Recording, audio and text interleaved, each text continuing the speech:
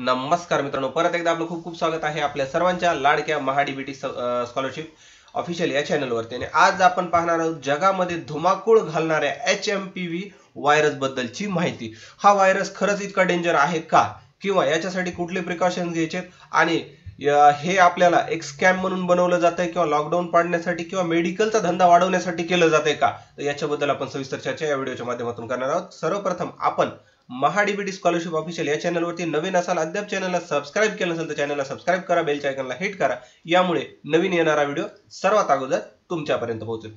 तर या व्हायरसमध्ये आपण पाहतोय की आपल्या प्रत्येक राज्यामधून वेगवेगळे आपल्याला पेशंट समोर येतात आणि त्या पेशंटची खूप क्रिटिकल कंडिशन दाखवली जाते आणि जगभरामध्येही खूप साऱ्या प्रमाणामध्ये HMPV व्हायरस बद्दल माहिती आणि अफवा पसरल्या जातात। तर मग आपण नेमकं जाणून घ्या की HMPV व्हायरस नेमका आहे काय, किंवा याच्यासाठी कुठले प्रिकॉशन घ्यायचे, हा नेमका व्हायरस कशा पद्धतीचा आहे याच्याबद्दल आपण जाणून घेऊयात। तर सर्वप्रथम मित्रांनो, HMPV व्हायरस म्हणजे काय, तर ह्यूमन मेटापेन्युमोव्हायरस हा व्हायरस आहे।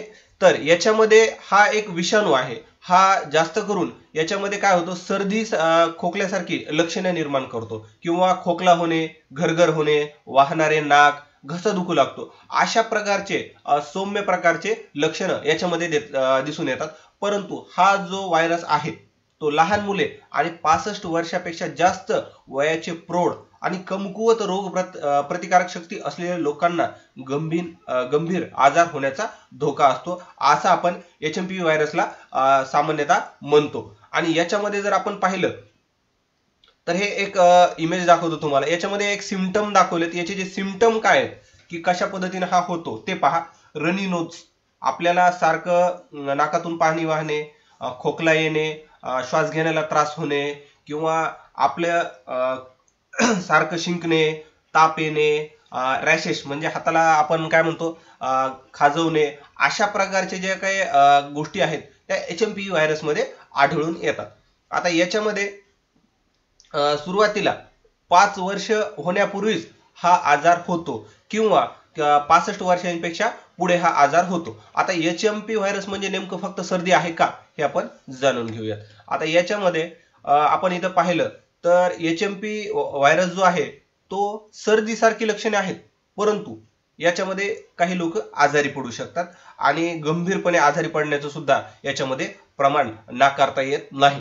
आणि याच्यामध्ये संशोधकांनी जे संशोधन केलं त्याच्यामधून एक गोष्ट त्यांच्या लक्षात आली की मुलामध्ये 10 ते 12% हे श्वसनाचे आजार HMPV व्हायरसमुळे होतात। म्हणजे खूप सारा मोठ्या प्रमाणात हा HMPV व्हायरस आहे असं म्हणता येणार नाही, परंतु 5 ते 16% मुलांना न्यूमोनियासारखे खालच्या श्वसन मार्गाचे संसर्ग या मोठा पेन्युमोव्हायरस या मुळे होतात, किंवा याला आपण HMPV व्हायरस असं सुद्धा म्हणू शकतो।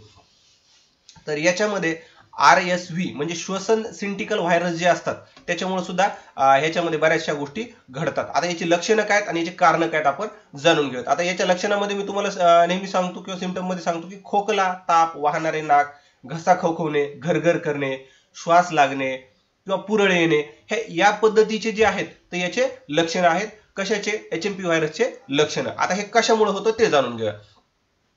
एक विषाणू हा मेटापेन्युमोवा हा व्हायरस एक लहान जंतू जो तुमच्या पेशीवर वापर स्वतःच्या अधिक प्रती बनवण्यासाठी करतो। म्हणजे हे काय, एक जंतू आहे आणि तुमच्या शरीरातल्या ज्या पेशी आहेत त्याच्यावरून ते स्वतःच्या काय करतो, प्रतिकॉपी तयार करतो, आपली संख्या वाढवतो, थोडक्यात असं म्हणता येईल। आणि त्याच्यामुळे RSV, गोवर, गालगुंड अशा प्रकारचे आजार येतात।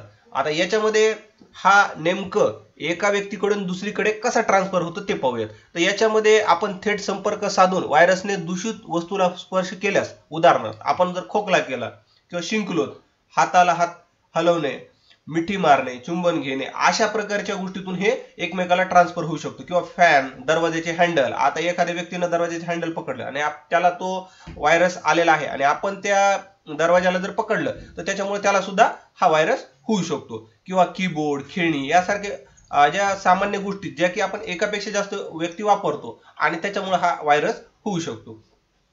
आता याच्यामध्ये पहा की याच्यामध्ये जोखीम काय आहे, किंवा कुणाला याच्यामुळे गंभीर आजार होऊ शकतो। ज्याच्यामध्ये 5 वर्षापेक्षा लहान जे व्यक्ती असतात किंवा अकाली अर्भक्य म्हणून आपण त्याला, किंवा 65 वर्षापेक्षा जास्त वयाचे जे कोणी व्यक्ती असतील त्यांना हा होऊ शकतो, जे किंवा ज्याची रोग प्रतिकारक क्षमता जी असते ती कमकुवत झालेली असते, कर्करोग किंवा स्वयंप्रतिकार विकार यासारख्या परिस्थितीमध्ये ह्याच्यामुळे होऊ शकते, किंवा दमा किंवा एकाला सीओपीडी असते, तर ती या पद्धतीत सगळं असू शकते. आता मानवी आणि मेटाप्न्युमो व्हायरस याच्यामध्ये काय गुंतागुंत आहे, तर याच्यामध्ये गंभीर जे आजार होऊ शकतात तर त्याच्यामध्ये काय काय सामावलेलं आहे, ब्रायनोकोलायटिस, ब्रायकोटिस, न्यूमोनिया, दमा, सीओपीडी आणि कानाचा संसर्ग अशा पद्धतीचे गोष्टी होऊ शकतात. मग ह्याच्यासाठी आपल्याला कुठल्या निदान आणि चाचण्या घ्याव्या लागतात याच्या संदर्भात आपण जाणून घेऊया. याच्यामध्ये पहा की आपण हेल्थ केअर मध्ये आपली जी लक्षणं आहेत त्याच्यामुळे ते काय करतात, HMP व्हायरसचं निदान करण्यासाठी नाकातून किंवा घशातून नमुना घेण्यासाठी मऊ टिप्लीड स्टिक स्वॅबचा वापर करतात किंवा वापर करू शकतात. आणि याच्यामध्ये विषाणू आणि इतर संक्रमणासाठी नमुना चाचणी घेतली जाते. आणि याच्यानंतर किंवा आपल्याला हे समजतं की तुम्हाला HMV जो आजार आहे किंवा HMV व्हायरस इन्फेक्शन झालं आहे का नाही. किंवा कधी कधी हे ब्रॅनोस्कॉपी किंवा छातीचा एक्सरे सुद्धा काढून हे पाहिलं जाऊ शकतं. आणि याच्यासाठी साधारणतः कुठला उपचार केला जातो आपण ते पण पाहून घेऊयात. याच्यासाठी अँटीव्हायरल औषधं नाहीत सध्या तरी, आणि लोक बरे होईपर्यंत त्यांची लक्षणे घरी व्यवस्थापित करू शकतो. आणि त्याच्यामध्ये जर गरज पडली तर आपल्याला हॉस्पिटलला सुद्धा जावं लागतं. किंवा याच्यामध्ये आपल्याला ज्या 3 वेगवेगळ्या ट्रीटमेंट सध्या अवेलेबल आहेत सद्यस्थितीला, त्याच्यातली ऑक्सिजन थेरपी, ज्याच्यामध्ये श्वास घेण्याचा त्रास होत असेल तर आपल्या नाकातल्या नळीद्वारे चेहऱ्यावर मास्क टाकून अतिरिक्त ऑक्सिजन देण्याचं काम ऑक्सिजन थेरपीद्वारे केलं जातं. किंवा IV द्रव पदार्थ, आता याच्यामध्ये आपल्या ज्या नस असतात, धमन्या किंवा शिरा म्हणतो, याच्यामधून डायरेक्टली आपल्याला ते द्रव आपल्या ह्याच्यामध्ये शरीरामध्ये सोडलं जातं हायड्रेटेड ठेवण्यासाठी आपल्याला. त्यानंतर आहे कॉर्टिकोस्टेरॉइड. आता हे स्टेरॉइड्स जळजळ वगैरे जे होत असेल तर ही काही प्रमाणात कमी करू शकतात. अशा पद्धतीचा हा व्हायरस आहे. खूप मोठा व्हायरस नाही किंवा ह्याच्यामुळे काय लॉकडाऊन वगैरे पडण्यासारखा व्हायरस नाही, पण ह्याचा जी गोष्ट आपल्याला माहिती नसते त्याच्यामुळे अफवा मोठ्या प्रमाणात पसरल्या जातात. तर अशा पद्धतीने या व्हायरस पासून आपल्याला कसं वाचायचंय, कुठल्या गोष्टी करायच्यात, ह्या सविस्तर तुम्हाला मी माहिती दिली. आणि ह्याच्यासाठी आपल्याला आणखी एक गोष्ट आहे की आपल्याला हे होऊ नये म्हणून काय करायचंय की वारंवार आपल्याला साबणाने, हाताने, पाण्याने आपले हात धुवायचे आहेत. साबण वापरल्याच्या नंतर किंवा साबण वापरत नसतो तर अल्कोहोल बेसिस हँड सॅनिटायझर सुद्धा आपण वापरू शकतो, ज्याच्यामध्ये शिंकताना, खोकताना आपण आपल्या नाकावर किंवा तोंडावरती आपण दस्ती जर पकडली तर त्याचं स्प्रेड होऊ शकणार नाही किंवा कमी प्रमाणात होईल असं म्हणू शकतो आपण. किंवा आपल्याला सर्दी, खोकला वगैरे आजार असेल तर इतरांचा संपर्क टाळला तर त्यांना होणारा आजार जर आपल्याला झाला असेल तर तो कमी होऊ शकतो. तसंच आपण आजारी असतो तर मास्क घालण्याचा प्रयत्न करायचा आणि दुसऱ्यांशी संपर्कात कमी येण्याचा प्रयत्न करायचा. तसेच आपला चेहरा, डोळे, नाक, तोंडाला स्पर्श करायचा आपल्याला टाळायचे की ज्याच्यामुळे हा आपल्याला इन्फेक्टेड करू शकतो. किंवा इतरांसोबत अन्न आणि खाण्याची भांडी ज्याच्यामध्ये काटे, चमचे, कप वगैरे शेअर करायचं नाही. तर ह्या काळजी आपल्याला याच्यामध्ये घ्यायच्यात. तर या व्हिडिओमध्ये ही माहिती तुम्हाला मी जी सांगितली तुम्हाला कशी वाटली मला कमेंट करून सांगायला विसरू नका. जास्तीत जास्त अवेअरनेस वाढवण्यासाठी जास्तीत जास्त लोकांपर्यंत हा व्हिडिओ शेअर करा. आणि अद्याप चॅनलवरती नवीन असाल तर चॅनलला सबस्क्राईब करा. तुमचा मौल्यवान वेळ दिल्याबद्दल धन्यवाद मित्रांनो. भेटूयात नवीन एका व्हिडिओत.